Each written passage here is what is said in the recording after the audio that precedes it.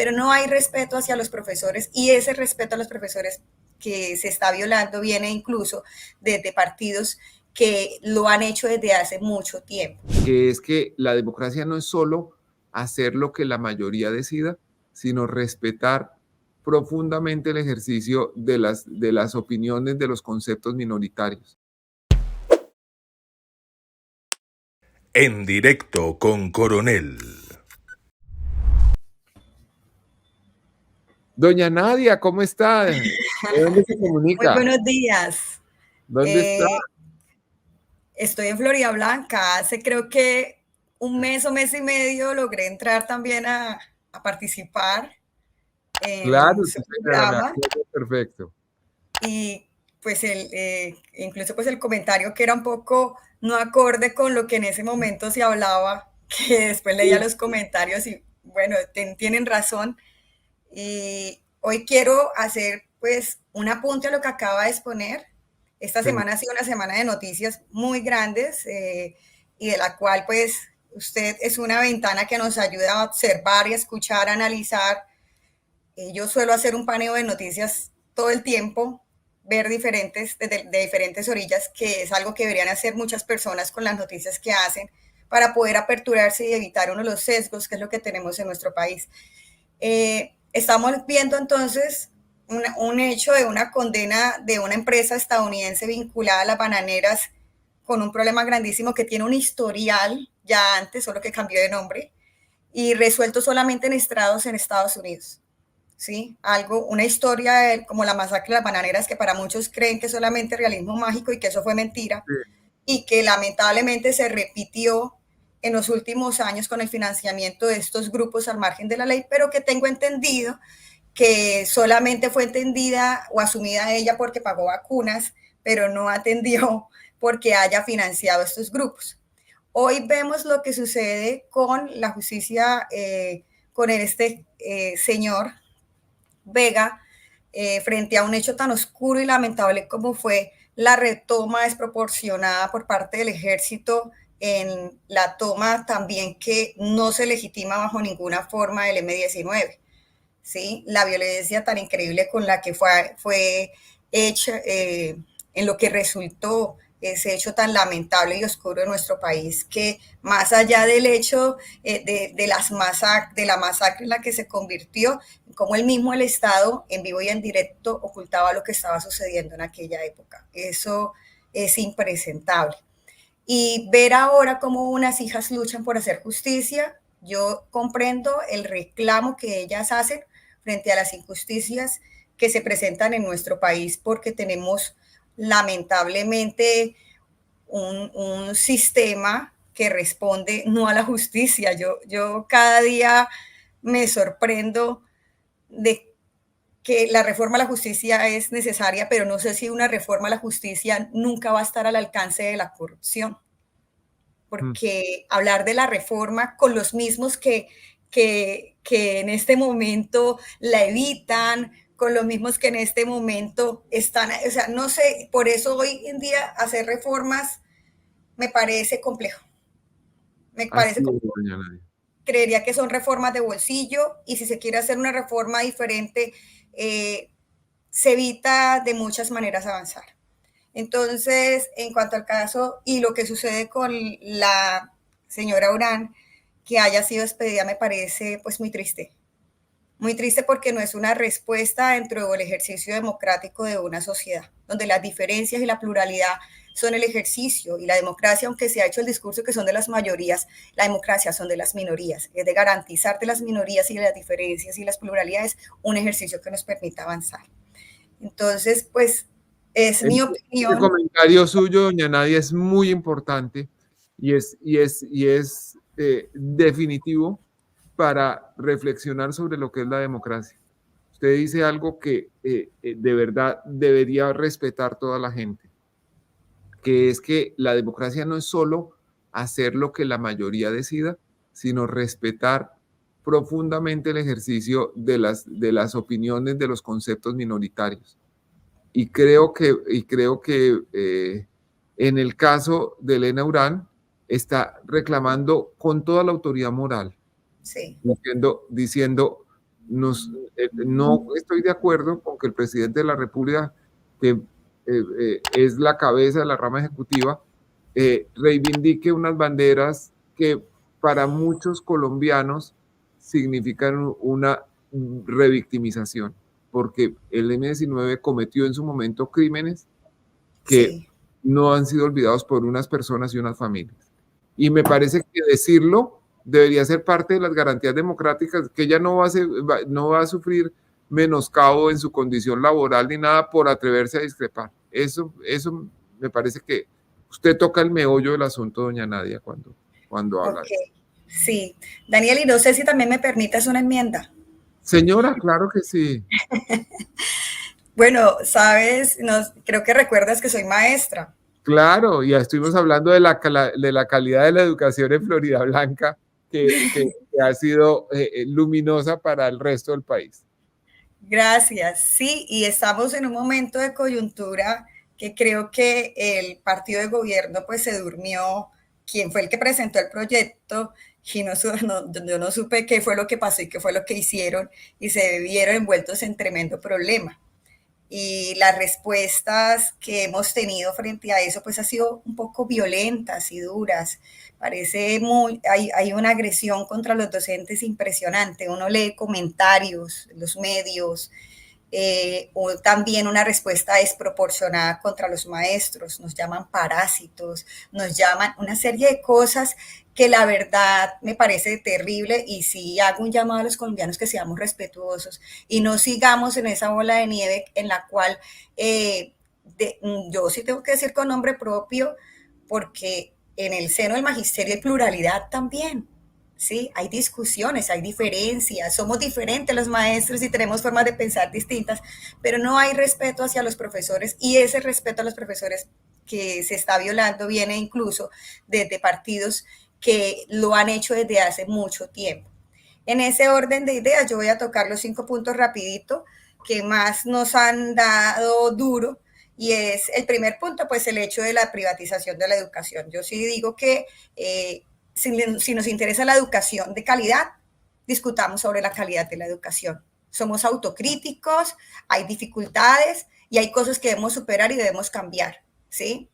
Yo estudié hace 20, 25, 22 años en el colegio, me eduqué en la educación pública, me tuve que financiar mis propios estudios, y cuando llegué a mi colegio, porque yo llegué a trabajar en mi colegio, lo primero que dije, yo quiero hacer las cosas diferentes.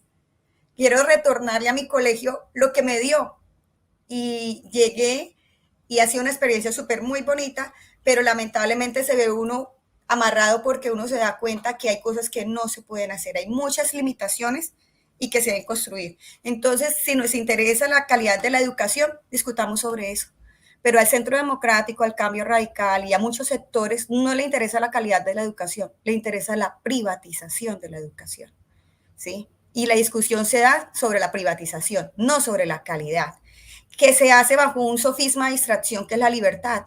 Es la libertad del mercado, eso es lo que viene andando últimamente en el discurso político, es la libertad del mercado, no la libertad verdaderamente que se construye desde la autonomía, desde la capacidad de decisión, y que se construye en centros de pensamiento como son las universidades y las escuelas, que hablan de la burocratización del Estado, pero durante todos estos 50 años quienes han creado la burocratización son los que están ahí metidos.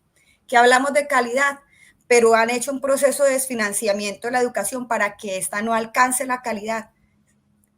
Nosotros tenemos problemas de que se eligen profesores o se tienen profesores por número de estudiantes. Y resulta que cuando no hay suficiente número de estudiantes, se sacan profesores, se trasladan a otros lados, y tenemos profesores de matemáticas dando clases de español porque tienen que cumplir su número de horas. Hay una serie de factores y de medidas y de artículos que desde hace rato se han montado para que no se dé la calidad de la educación. Ya no tenemos jefes de área, ya nosotros asumimos otros roles, tenemos una masificación de la educación, y hay otro factor elemental en esta discusión, y es que los que legislan a veces son los menos idóneos en el tema. Yo no veo la academia.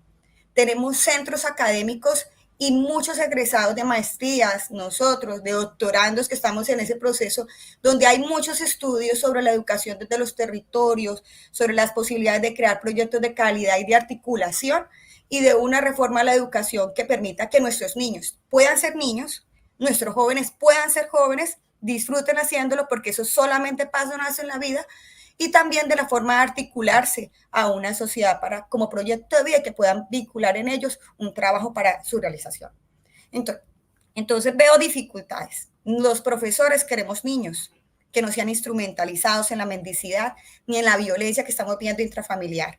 Por eso queremos que se garanticen los 3 años de preescolar, que no se establezca un currículo único. Somos diversos, distintos y cada territorio tiene posibilidades de desarrollar cantidad de cosas. Nosotros no solamente queremos que nuestros jóvenes desarrollen habilidades para el trabajo, sino habilidades sociales que nos permitan vivir bien y en paz, que es lo que tanto nos falta en este país. Y la evaluación docente no es, nosotros somos evaluados constantemente. Yo incluso invito a los padres de familia que ingresen a mi clase porque a veces le dan duro a los hijos y le digo, vengan, entren.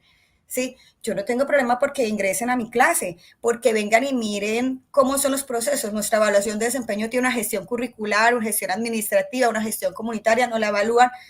Pues miremos qué más quieren mirar, pero medir mediante estándares que incluso muchos países ponen en cuestión, medibles bajo el mismo rasero, es supremamente punitivo, que es algo que hemos dicho, no es la evaluación. Los profesores no le tenemos miedo a la evaluación.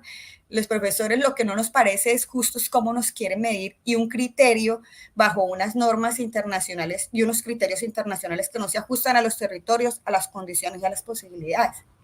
Entonces, sí, hago un llamado a los sectores que están negociando, que están conciliando, que la academia tiene que entrar en esto, al centro democrático y al cambio radical, que debemos tener un diálogo más sensato y respetuoso frente a los maestros y que nos escuchen, ¿sí? Pero no de una violencia. Yo he escuchado, incluso ayer hubo un encuentro en la IA, una universidad de Medellín, donde escucha uno también unos diálogos donde se expresaba los términos que ya están vinculándose, el término del mercado, el término de si la universidad, que lo hicieron unas investigadoras, si el estudio es útil o es importante, y si ya se enmarca dentro de lo útil, y esos son términos de mercado. O sea, si ya vemos los vouchers o los bonos, es un término capital de Carl Smith.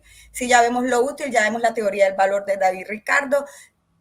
Lo que pasa es que detrás de esto hay todo un diálogo tecnocrático que va orientado a la mercantilización de un derecho fundamental, que en un país en desigualdad persistente como el nuestro no va. Tenemos derecho a crear nuestro propio proyecto de país y un proyecto educativo incluyente, ¿sí?, en el que las universidades privadas tienen todo el derecho de ejercer, y los colegios públicos, su función, pero quien quiera acceder a ellos lo haga, pero que no se financie con nuestro erario.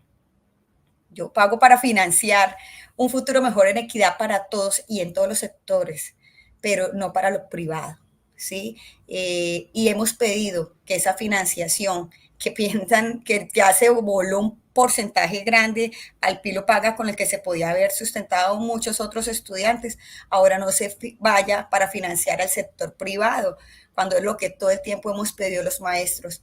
No solamente que se mejoren las condiciones laborales, sino que nos permitan dar una educación de calidad para nuestros muchachos. Queremos niños, niños que tengan tiempo de ser niños. Queremos jóvenes que tengan tiempo de ser jóvenes. Y podemos pensar otro proyecto educativo, un proyecto educativo acorde también pues al mundo en el que estamos viviendo ahora. Puede ser hasta 2 años que les permita a ellos trasegar en el técnico, pero que un grado hasta 10 les permita ser jóvenes y disfrutarse, generar esas habilidades sociales. Un programa técnico que yo entiendo que los muchachos también tienen necesidad de crear, de contribuir, y que pueda ser articulador. Vivimos en una educación muy fragmentaria.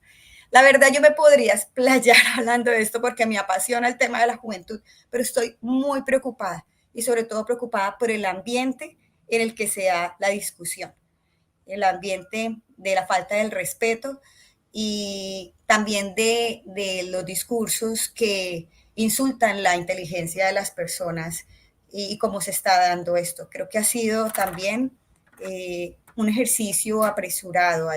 Creo que hay 3 proyectos en este momento en cola que del afán no queda sino el desastre. Y me preocupa, Daniel. Doña Nadia, muchísimas gracias por compartir su importante concepto sobre este tema que nos debe importar a todos. La educación es la base del progreso de los individuos, desde luego, pero debe serlo también de la sociedad. La educación no está hecha para alimentar el aparato productivo de mano de obra calificada y barata. La educación está hecha para estimular el pensamiento crítico.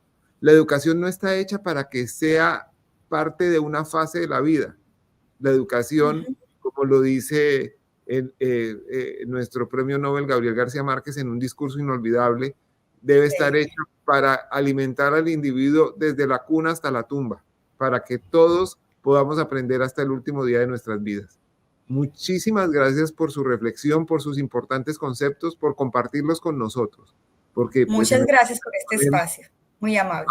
Todos, buen día. Nos oímos todos. Muchas gracias a todos, nos vemos pronto en otro reporte.